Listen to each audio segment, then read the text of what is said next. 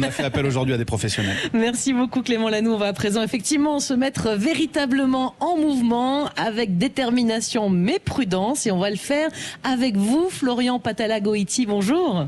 Bonjour. Vous êtes kinésithérapeute du sport, ostéopathe et l'auteur du livre Mon programme sport et santé qui est paru donc chez Larousse. Avec nous également le docteur Thomas Mamou. Bonjour. Bonjour. Alors vous êtes médecin du sport. Florian, je reviens vers vous. On a dit qu'on parlerait notamment de toutes ces blessures aujourd'hui qui peuvent nous tomber dessus. Moi, c'est clairement ça qui m'a arrêté. Sinon, je serais une grande sportive aujourd'hui. D'ailleurs, quel est le constat? Les blessures liées au sport, elles sont vraiment très fréquentes. Je ne parle pas chez les athlètes qui sont autour de nous, mais chez monsieur et madame tout le monde, c'est vraiment quelque chose de très fréquent. Alors j'imagine bien que vous auriez fait une grande carrière de sportif si ça vous était pas tombé dessus. Je pense que quand même le plus important c'est déjà de rappeler les bénéfices du sport qui sont clairement supérieurs au fait de risque de se blesser. Et après dans le sport évidemment il y a plus de chances de se blesser quand on fait du rugby à haut niveau que de la pétanque en loisir. Mais globalement on tient des statistiques très précises. Par exemple dans le sport de haut niveau notre job de médecin, de kiné du sport c'est de prévenir les blessures. Donc on sait exactement où les gens se blessent, à quel niveau, comment, pourquoi. Et on met en place des stratégies pour ça, mais l'essentiel pour les gens, c'est de se rappeler, en gros, de savoir bien s'écouter et également d'y aller progressivement. C'est les deux gros secrets pour pas se faire mal. Alors justement, moi, ma question, c'est généralement les gens se font mal où le plus fréquemment? Je parle du sport amateur. On se fait mal où quand on fait du sport?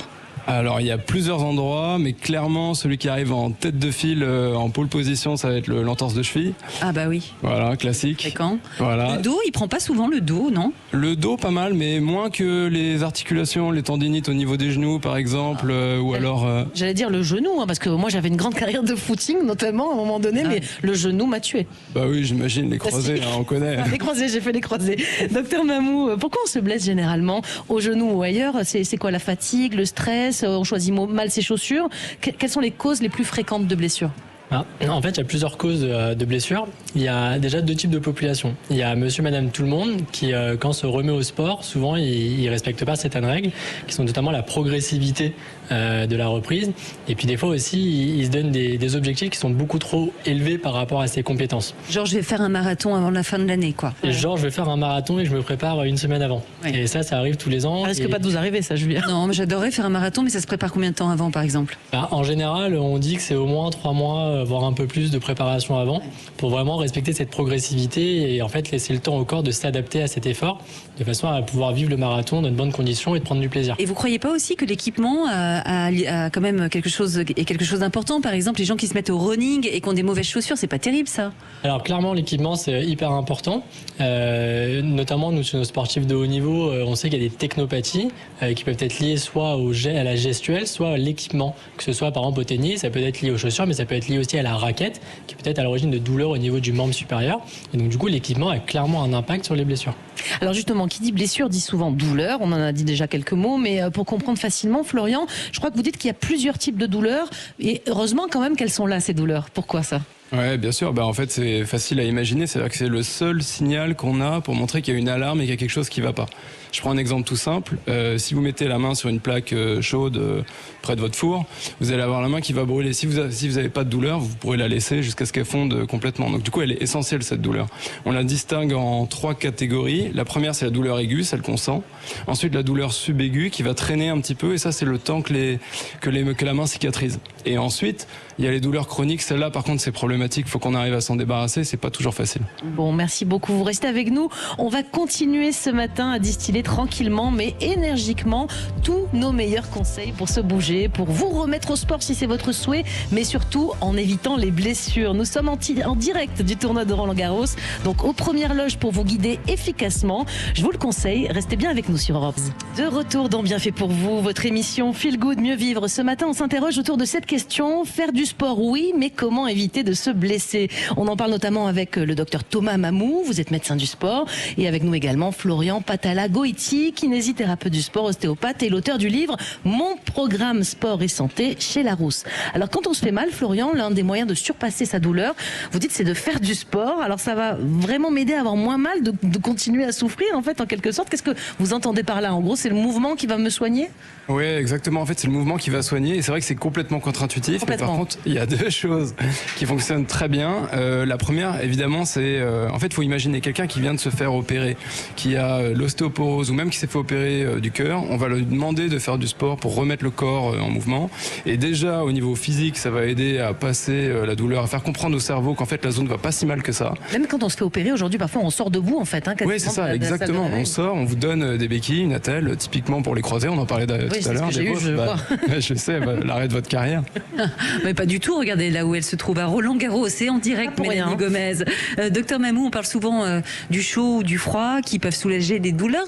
Mais justement, la question c'est quoi? C'est le chaud ou le froid qu'il faut privilégier? Comment on choisit entre les deux? J'imagine que ça dépend de la douleur, non? Oui, exactement. En fait, ça dépend de la douleur. On différencie deux types de douleurs. Les douleurs qui sont dites inflammatoires, qui sont des douleurs qui sont lancinantes, pulsatiles. On a l'impression qu'il y a le cœur qui bat un peu dans la zone qui fait mal. Et là, typiquement, il faut imaginer qu'il y a un incendie. Donc, du coup, on met de l'eau, on met du froid, de la glace. À l'inverse, on a des douleurs qui sont plutôt mécaniques, articulaires, et qui sont un peu plus chroniques, c'est-à-dire des douleurs qui sont beaucoup moins lancinantes, qui sont un peu un fond douloureux. Et là, on va plutôt mettre au contraire du chaud. Par exemple, lombalgie, on met du chaud. Lombalgie, on va mettre plutôt du chaud, parce que souvent, c'est des douleurs chroniques. Et souvent, on a aussi des douleurs qui sont liées à des muscles, qui sont un peu contracturés et tout ça. Et c'est vrai que le chaud va permettre un peu de les détendre. D'accord. Alors, on l'a dit en début d'émission, Florian, vous êtes kiné du sport et ostéopathe. Est-ce que vous pourriez nous dire justement quelle est la différence entre un kiné et un ostéo? On va voir lequel quand on a mal quelque part. Alors ça dépend où est-ce que vous avez mal et comment, mais les deux sont très complémentaires. En gros, je me suis fait un tour de rein, j'ai très mal au dos, par exemple. Ça c'est. Je vais voir qui plutôt alors. Tour de rein, très mal au dos. Vous pouvez aller voir votre ostéopathe. Vous allez vous allonger sur la table, il va s'occuper de vous, il va vous débloquer, vous allez ressortir en étant mieux. Par contre, j'ai mal à la cheville. Alors, mal à la cheville parce qu'elle vient de se bloquer, l'ostéopathe va beaucoup vous aider. Si par contre vous voulez être tordu, vous avez fait une entorse et que du coup il faut la renforcer, là vous allez faire des exercices et vous allez le voir une dizaine de fois. Là c'est un kiné que vous allez voir pour la rééducation. Moi quand j'étais enfant, on m'a souvent dit quand j'avais mal, pense à autre chose, ça va partir, t'auras plus mal. Est-ce qu'on peut réellement traiter une douleur, docteur Mamou, comme ça, de façon un peu psychologique finalement? J'ai envie de vous poser la question, est-ce que quand vous étiez enfant, vous oubliez votre douleur? Oui, c'est vrai. En général, on l'oublie et c'est vrai qu'il y a un énorme impact au niveau psychologique et on a plusieurs façons de travailler dessus. Déjà, distraire les enfants, pour reprendre l'exemple de l'enfance. Un peu de l'hypnose en fait, non? On détourne l'attention. Ouais, c'est un peu on détourne l'attention, on court-circuite un petit peu le cerveau, on essaie de lui dire t'inquiète pas, tout va bien et c'est vrai que ça a un réel impact. Ça me rappelle des mauvais souvenirs quand on a vraiment mal. C'est dur justement de distraire notre attention, mais je crois, Florian, que vous avez dans votre livre des exercices pour s'écarter un peu de la douleur. Quels sont-ils ? Oui, bien sûr. Alors en fait, deux choses. La première, pour essayer de détourner l'attention, il vaut mieux avoir une activité plaisir, ludique, qui justement focalise notre attention. Personnellement, j'adore le coloriage zen. Ça paraît un peu ridicule, mais franchement... Pas facile à faire pendant qu'on fait un footing et qu'on a mal à genoux. Non, pendant qu'on fait un footing, c'est compliqué. C'est pour ça que les exercices que je donne dans le livre, c'est pas tellement pour se distraire. Cette fois, au contraire, c'est pour bien appréhender notre douleur, savoir exactement comment elle est circonscrite et comment la traiter. Donc, ces deux activités différentes, celle de l'oublier pour le mental et celle physiquement de la régler en faisant justement ces exercices. D'accord, ça veut dire que quand on se concentre sur autre chose que notre douleur, que l'on porte concentration sur une activité quelle qu'elle soit, coloriage ou autre, vraiment la douleur diminue ? Ah bah bien sûr, c'est exactement ce que Dr Mahmoud disait tout à l'heure pour les enfants. Quand vous faites une activité et qu'ils sont pris dans leur jeu, ils oublient complètement tout de suite leur douleur. C'est la même chose pour nous, simplement. On joue peut-être pas avec autant d'intensité qu'on le faisait quand on avait 6 ans. On a moins d'imagination, on reste focus sur notre douleur en général quand on est adulte. Dr Mahmoud, j'ai une petite question, parce que justement, ça fait quand même 2-3 ans que je fais plus beaucoup de sport qui fait transpirer, on va dire, mais j'ai envie de reprendre, j'ai bientôt 40 ans. Est-ce que je dois passer forcément par la case docteur avant pour faire un petit check-up? À partir de quel âge c'est vraiment obligatoire d'aller faire ce bilan avant? Alors, en fait, on a des recommandations qui sont notamment faites par les cardiologues du sport, qui sont un peu différentes pour les hommes et les femmes, parce que les hommes c'est à partir de 40 ans, les femmes c'est à partir de 50 ans. Oh ça va, je suis tranquille. Donc vous avez un petit peu de marge en effet. Julia par contre, faudrait pas tarder. Oh ça suffit. Mais moi je suis en très grande forme, mais effectivement je suis allée voir un médecin, j'ai bien fait quand même si je suis loin d'avoir 50 ans. Moi personnellement je pense que c'est une bonne chose, parce que donc là les cardiologues disent à partir de ces âges-là qu'il faut faire un bilan cardiaque avec notamment une écho-cœur, un test d'effort, voire des fois un score calcique. Et après on a aussi des critères qui nous permettent de vous dire est-ce qu'il faut aller voir un médecin ou pas. Alors, du type. Alors justement, la première chose, on va déjà parler de symptômes physiologiques. C'est-à-dire que si vous faites un effort, que vous avez des douleurs dans la poitrine, que vous avez du mal à respirer, que vous avez l'impression que le cœur s'emballe, qu'il va sortir de votre poitrine, ou que vous avez fait un malaise à l'effort, ça c'est un signe sur lequel pas bon ça. Non, ça c'est pas bon, il faut consulter. Si vous avez des antécédents familiaux, c'est-à-dire que si vous avez vos parents au premier degré qui ont eu un arrêt cardiaque, un infarctus du myocarde très jeune, ou un AVC, en général on dit avant 50 ans, c'est aussi un argument pour aller faire un bilan avec le cardiologue. De la même façon, on a ce qu'on appelle les facteurs de risque cardiovasculaires, qui sont l'âge, dont on parlait. La cigarette, j'imagine. Exactement, la cigarette, le surpoids, l'obésité, le diabète, le cholestérol, la tension et... Tous ces cas-là, on passe chez le médecin avant de reprendre une activité. En tout cas, c'est bien de faire le point. Et puis, il y a aussi un élément qui est très important, qui est la sédentarité, l'inactivité physique. Ça, justement, c'est hyper important. C'est un facteur de risque cardiovasculaire bien connu. Oui, on s'y remet pas comme une faux folle après être resté comme Mélanie sur une de la danse quand même en attendant, mais rien qui me faisait trop transpirer. Alors j'ai une question d'une amie qui s'appelle Mélissa et qui vous demande quels sont les meilleurs sports à pratiquer si on souffre d'une lombalgie, docteur. Parce que c'est vrai que quand on a mal au dos, c'est infernal. Hein. Ouais, le mal de dos, c'est vrai que c'est un grand problème en effet. En général, il y a deux éléments qui sont importants, qui sont le fait que souvent il y a une perte de mobilité et une perte de masse musculaire qui n'arrive pas à soutenir le dos. Alors l'objectif des sports, ça va être justement d'améliorer ces deux éléments. Donc c'est vrai qu'on a la natation qui est reconnue comme étant le sport royal au niveau du dos. Quand on n'aime pas nager, on fait quoi? Voilà, le problème c'est faut aussi trouver des sports avec lesquels on ait du plaisir. Est-ce que le gainage c'est bon ça? Parce qu'on me disait moi qu'il fallait renforcer comment on appelle ça, les trucs que j'ai pas là, les abdos, voilà, pour pas avoir mal au dos. Ouais, le gainage c'est bien, on va faire du renforcement musculaire, ça va être en effet très bien. Après on a des sports tels que le pilate, le yoga, le tai chi qui sont aussi des sports qui sont très très conseillés quand on a mal au dos. L'assurance maladie a un nouveau slogan qui dit contre le mal de dos, le meilleur des traitements c'est le mouvement, donc ils ont raison. On guérira plus vite d'une lombalgie si on se met en mouvement, si on fait du sport? En tout cas, ce qui est certain, c'est qu'on ne guérit pas plus vite en faisant rien. Ah oui. Ça, il y a eu des études qui ont bien montré que des patients qui étaient arrêtés, qui faisaient plus rien, allongés toute la journée, n'étaient pas mieux plus rapidement que des patients qui reprenaient de l'activité. Donc, il n'y a aucune raison d'être en inactivité et de rester à rien faire. Rien faire. Mais je crois qu'il existe aussi, Florian, des outils aujourd'hui pour soulager son mal de dos. Alors, qu'est-ce qu'il faut utiliser? Je crois qu'il y a des t-shirts posturaux. Qu'est-ce que ça vaut, ça, par exemple? Alors les t-shirts posturaux, je pense que ça fonctionne pas très bien parce que les gens en attendent d'être soulagés. Ça fonctionne bien en publicité par contre, on en voit pas. En publicité ça cartonne ça, ouais. Par contre. Mais en fait, assez étrangement, les gens qui sont voûtés ont pas plus mal que les gens qui se tiennent très très droit. Donc du coup, le fait de faire tenir quelqu'un plus droit, même si c'est certainement plus joli, en fait, ça soulage pas le mal de dos. Par contre, un bon sommeil, donc du coup, d'investir dans une bonne laiterie, je pense que ça c'est essentiel. Pourquoi? Parce que c'est pour le mal. Là, vous parlez du mal au cervical, par exemple.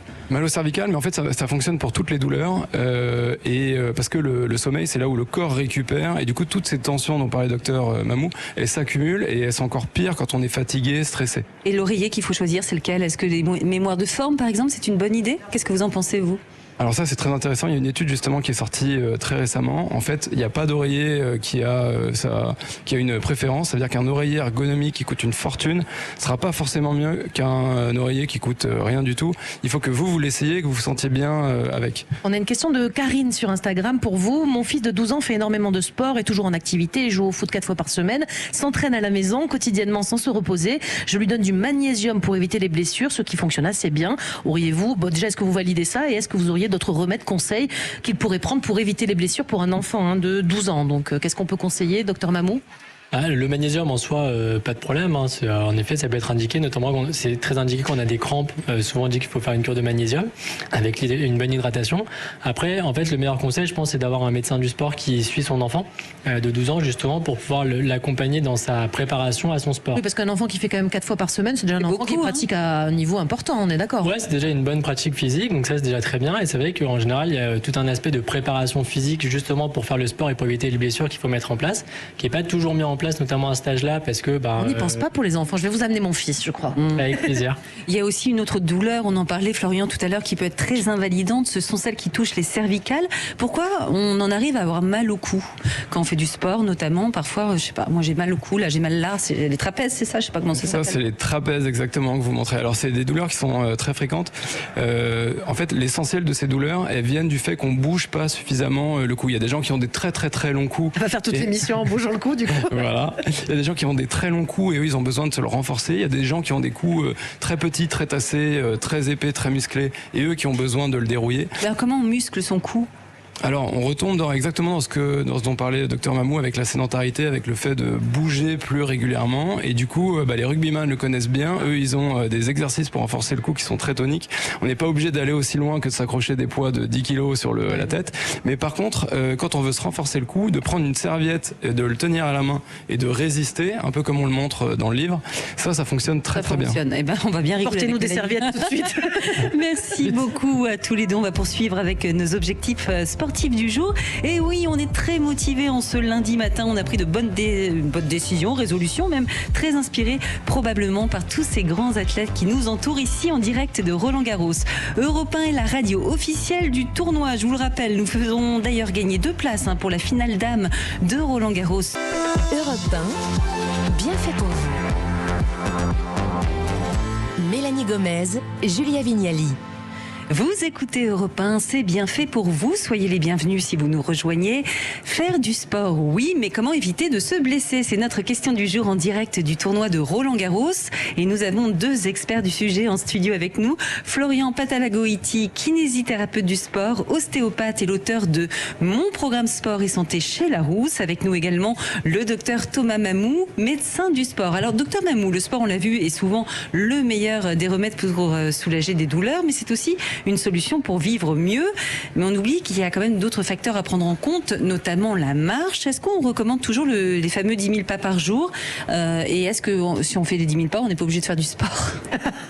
Alors, les 10 000 pas par jour, ce qui est assez rigolo, c'est que c'est en fait une publicité pour une entreprise qui vendait un podomètre. Une entreprise japonaise qui, en fait, avait sorti ça, c'était au moment des JO de Tokyo, mais pas les récents de 1964. Et ça repose pas sur une étude, un truc un peu sérieux? Du coup, on a fait des études après. Ouais. Alors, en gros, ce qui en ressort, c'est qu'à moins de 2500 pas par jour, globalement, c'est très négatif. Ça va pour vous, Julia, vous êtes un peu au-dessus quand même. Parfois, le dimanche, la dernière fois, j'avais fait 82 pas. C'était mon Dieu. 82 pas, ça, c'est en effet un peu trop léger. Le lit, les toilettes. Le lit. Même pas les toilettes. Hein. Ah non. C'est ça. Non, 82. Pas de chambre, non, quand même pas, Julia. Bon, donc oui, 10 000, c'est quand même un bon objectif. Mais alors, si on est déjà à 8 000, c'est bien. Quoi. 10 000, c'est un bon objectif, mais après, on s'est rendu compte qu'au-delà de 7 500 pas, il n'y avait pas plus de bénéfices par rapport à la santé. Bon, je m'arrête à 7 000 alors. 7 500. Après, si vous avez, par exemple, un surpoids ou quoi, le fait de faire plus de pas, ça va augmenter la dépense, donc du coup, ça va permettre de perdre en effet. Et si on fait en gros plus de 8 000 pas par jour, on peut s'abstenir de faire du sport? Est-ce qu'on peut considérer que c'est du sport? Alors, on considère que c'est du sport. Après, c'est pas un sport qui est suffisant, parce que quand vous faites de la marche, vous faites toujours le même mouvement, vous travaillez toujours les mêmes choses. Et donc, du coup, c'est pas suffisant. Il faut le compléter avec d'autres activités, de façon justement à avoir une prise en charge un peu globale. Combien de fois par semaine, dans l'idéal, si je suis plutôt en bonne santé, j'ai entre 39 et 46 ans, qu'est-ce que je dois faire? Bien sûr, plus âgé aussi. Ouais, les pas, c'est tous les jours, clairement, parce qu'on sait qu'on peut pas compenser les pas. On peut pas faire un jour 20 000 pas et l'autre jour 0 pas. Ça marche pas. Non, ça marche pas. Après, on recommande quand même de faire 2 à 3 séances de sport d'intensité modérée par semaine. Bon, 2 à 3, ça va. Ouais, c'est pas mal déjà. Hein. Florian, si on n'aime pas le sport, il y a des gens comme ça, franchement, ils voudront jamais en faire. Vous proposez dans votre livre d'augmenter notre NEAT, N-E-A-T, c'est quoi? NEAT, NEAT, je sais pas comment on dit. Ça veut dire quoi et c'est quoi? Ouais, c'est NEAT. Alors, c'était un peu pour faire l'américain, parce que ça veut dire Non-Exercise Activity Thermogenesis. En gros, c'est l'idée de dépenser des calories, mais sans faire de sport. Alors comment on fait? Dites-nous tout, vite. Alors c'est très facile, c'est tous les conseils qu'on connaît déjà et parfois qu'on trouve un peu gnangnan. Par exemple de prendre les escaliers au lieu de l'ascenseur, d'aller au travail en vélo, etc. Et en fait on sous-estime très largement la force de ces petites habitudes. Par exemple, j'ai développé une application physio qu'on vend aux entreprises pour que les gens puissent simplement avoir plus d'activités dans le cadre de leur travail. Et ça fonctionne super bien, c'est très simple. Mais par exemple, je sais pas, garer sa voiture à 500 mètres de son rendez-vous, c'est déjà pas mal, non? Alors garer sa voiture à 500 mètres, c'est excellent. En fait, c'est simple quand on calcule 500 mètres aller le matin, 500 mètres retour le soir. On marche 1 kilomètre par jour, donc 365 kilomètres à la fin de l'année qui ont été marchés. Ça fait 2 kilos en moins sur la balance, 55 calories par jour. Et en fait, quasiment sans y penser, ça prend 5 minutes. 5 minutes le fait d'y aller et en fait c'est énorme, ça crée une différence quand on prend l'habitude de le faire régulièrement. Mélanie, vous avez fait ça, vous descendez régulièrement, mais moi j'ai acheté une montre qui fait le podomètre mais vous descendez. Moi, je fais mes 10 000 tous les jours, ça c'est évident. Et si vous descendez du bus, je descends plutôt 2 stations plus tôt et je marche, qu'il pleuve, qu'il vente, enfin voilà, je fais du NEAT alors finalement c'est ça. Exactement. Je ne fais pas vraiment du sport, ça je peux pas mentir. Mais vous augmentez votre NEAT et clairement à la fin de l'année ça fait une différence qui est énorme et du coup quand à la fin de l'année mais même à la fin de toute une vie d'avoir pris des bonnes petites habitudes comme ça, même une ou deux qu'on change dans son quotidien et qu'on implémente facilement. Toujours c'est game changer, chaque pas compte. Bon, si on se met à faire un sport, ça m'est arrivé souvent, mais je pense que ça arrive à beaucoup, on est super motivé au début, les 15 premiers jours on y va à fond, et puis tout d'un coup, il y a un petit coup de flemme, elle est là, c'est difficile de se motiver. C'est normal quand même cette perte de motivation qui vient quand même assez vite, docteur Mamou. La perte de motivation, c'est tout à fait normal. Ça arrive à tout le monde, ça arrive même aux sportifs professionnels, aux sportifs de haut niveau. Et en fait, je pense que le plus important, c'est d'essayer de casser un peu la routine, justement dans l'activité physique. Faut pas hésiter à varier un peu le sport, c'est-à-dire faire une semaine, ne pas faire le sport habituel, faire autre chose pour justement changer un peu d'air, changer l'état d'esprit. Et parce que parfois la salle de gym, toujours la même, les mêmes exercices, c'est répétitif quand même. C'est très répétitif et c'est vrai que souvent c'est un peu lassant et c'est pour ça que faut pas hésiter une fois à faire un cours collectif par exemple pour justement voir un peu une nouvelle ambiance. Ça veut dire que la flémingite aiguë, ça se soigne en fait en changeant d'horizon en fait. Et d'ailleurs, j'ai une question. Est-ce que vous ne croyez pas que notre cerveau il s'habitue à force de faire toujours le même sport? Est-ce qu'il ne faut pas lui casser ses habitudes à celui-là? En tout cas, c'est une façon de casser la routine et justement d'éviter d'avoir la flemme. Ouais, pas mal. Ce qui est vachement à la mode en ce moment, ce sont ces séances de sport très courtes. Florian, vous savez, les fameux HIIT, H-I-I-T.